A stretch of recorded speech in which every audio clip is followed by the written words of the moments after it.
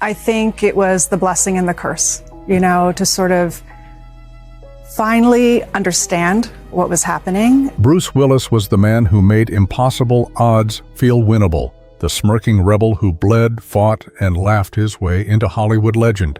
But at 70, the hero who once outran explosions now faces a battle no stunt double can save him from. The world sees the headlines, the rumors, the heartbreaking diagnosis. But few truly know what Bruce Willis's life looks like now, in the quiet moments far from the cameras. His story has changed, but it's not over.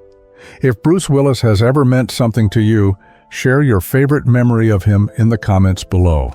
Long before Bruce Willis became the unstoppable force audiences cheered for, he was a quiet, uncertain boy learning how to survive a world that seemed determined to break him early. Born in a military hospital in West Germany, he spent his first years in a home marked by tension, distance, and financial strain. When the family moved to New Jersey, the promise of a fresh start quickly faded. His father's drinking cast long shadows over the household, and Bruce, his mother's eldest child, shouldered responsibilities no child should have to carry.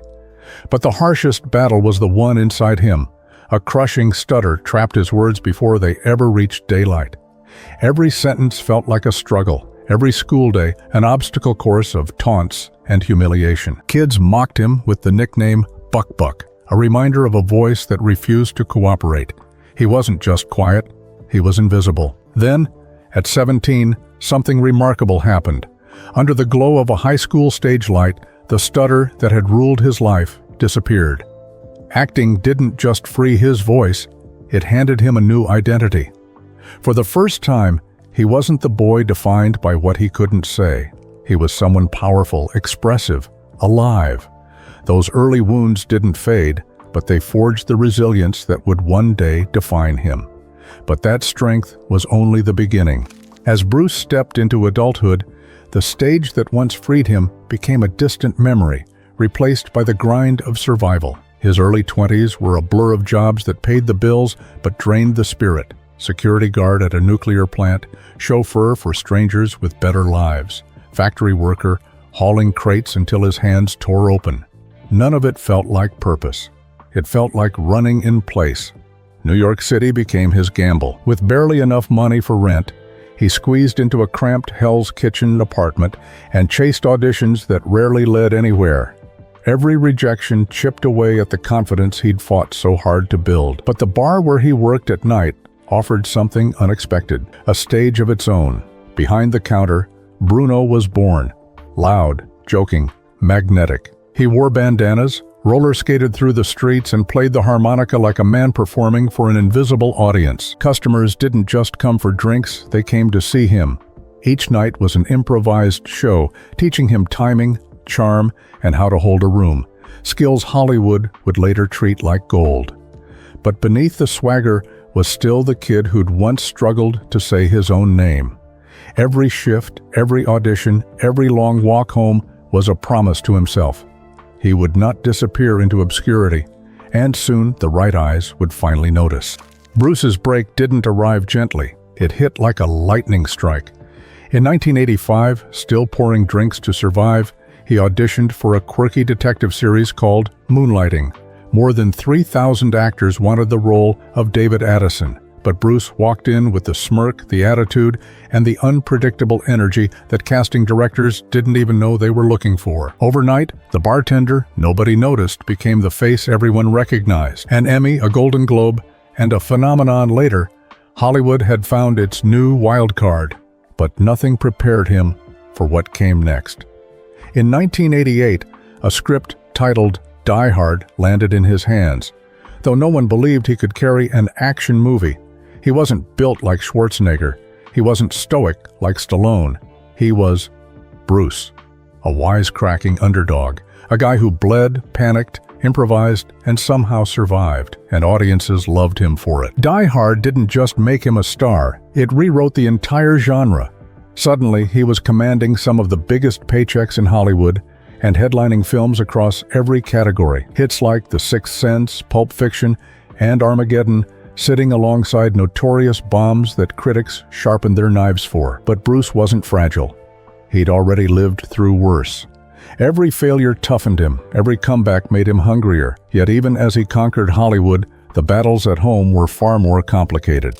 At the height of his fame, Bruce's personal life looked like a Hollywood fairy tale. In the late 1980s, he met Demi Moore, already a rising star with a presence as bold as his own. Their chemistry was instant, electric, the kind of connection tabloids loved to romanticize.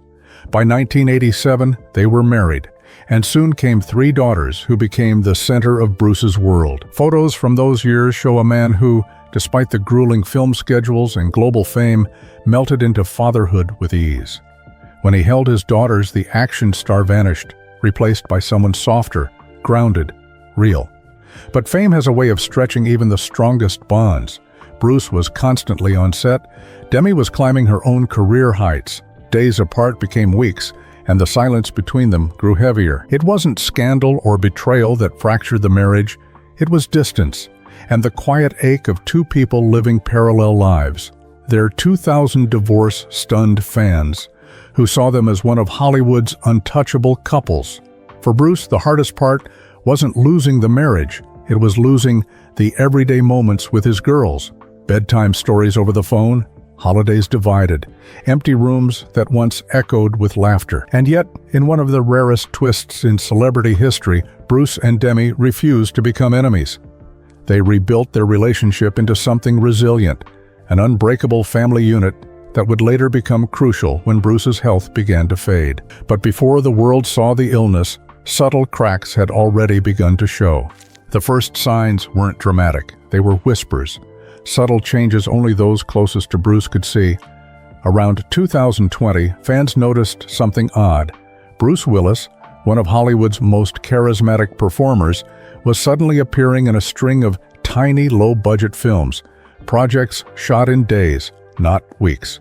Scenes where he barely spoke, lines delivered flat, disconnected, distant. Critics pounced, calling his work lazy, confusing, even robotic.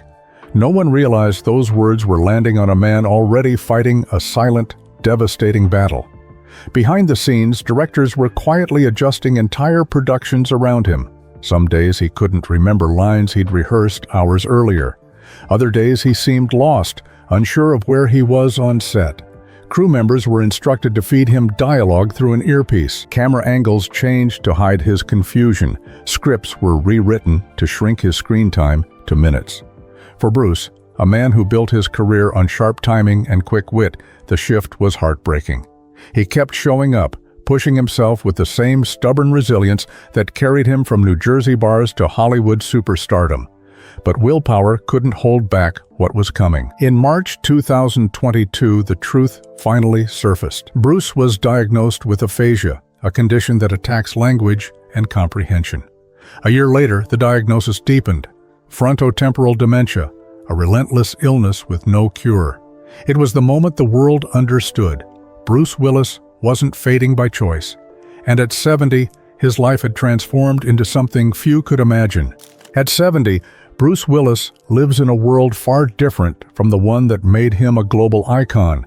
His days no longer revolve around call sheets, crowded sets, or late-night script rewrites.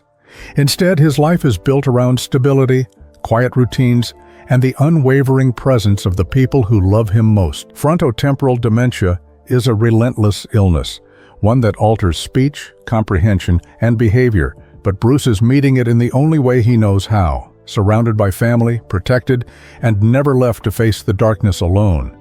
He now resides primarily in his Los Angeles home, where every room has been subtly adapted for his comfort and safety. Caregivers remain with him 24/7, helping with mobility, meals, and the day-to-day tasks that once came effortlessly. But his true support system is his family. Emma Hemming Willis, his wife, has taken on the role of advocate and guardian, speaking publicly not to spotlight the tragedy, but to honor Bruce's dignity. She's described him as the same beautiful person, even as the disease steals pieces of him. Their 2 young daughters bring warmth into the home, drawing, playing music, or simply sitting beside him during quiet afternoons. And in an extraordinary display of unity, Demi Moore and Bruce's older daughters remain a constant presence. They visit often, sometimes all together, filling the house with familiar voices, shared memories, and the kind of gentle humor Bruce always loved. Some moments are surprisingly bright. He'll sway to an old favorite song, smile when someone enters the room, or reach instinctively for a hand. Other moments are heavier, clouded by confusion and silence. But even on the hardest days, one truth never changes. Bruce is surrounded by love so strong, it fills the spaces where words used to be. And in that love, his legacy continues to grow. Bruce Willis may no longer be the man sprinting across rooftops or trading one-liners with villains, but his legacy hasn't dimmed. It's evolved. His presence is still felt in every home where someone presses play on Die Hard, The Sixth Sense, Armageddon, or the dozens of films that turned him into the rare kind of star who felt both larger than life and completely human. But today, his impact isn't measured in box office numbers or awards. It's measured in the quiet moments that reveal who he has always been beneath the fame. His family often shares these glimpses, small, intimate fragments that speak louder than any movie role ever could. A soft smile breaking across his face when one of his daughters starts laughing, the way he instinctively reaches for Emma's hand when she sits beside him, the peaceful look he gets when music from his childhood plays through the speakers. They are moments of connection that slip past the disease, reminders that while FTD may take memories, it cannot erase love. And in these moments, Bruce continues teaching a lesson far deeper than any character he ever played. He shows what strength looks like when the fight can't be won by force or wit. He shows that vulnerability isn't weakness, it's a final act of courage. And he shows that the most powerful legacy any person can leave behind is not fame, but the love that circles back to them when everything else falls away. Emma has become a force of her own, raising awareness for FTD, supporting caregivers worldwide, and refusing to let Bruce's story be defined by tragedy. His daughters honor him with the same resilience he once modeled for them. Fans around the world still speak of him with warmth, gratitude, and a sense of personal connection rarely granted to Hollywood stars. Because Bruce Willis wasn't just an action hero. He was and is a reminder that the human spirit can endure even when the body cannot. And in that endurance, his light continues to shine. Bruce Willis's story has never just been about action scenes or box office triumphs. It's the story of a boy who fought to find his voice, a man who reshaped an entire genre, and now a father whose world has grown smaller, but whose impact has never been larger. Even in this final chapter, surrounded by the people who refuse to let him face the darkness alone, he reminds us what real strength looks like. Not the kind that outruns explosions, but the kind that endures when words fade and memories blur. Share your favorite Bruce Willis moment below, because as long as we keep remembering, his light never truly disappears. And if you enjoyed this video, YouTube thinks you'll love this one.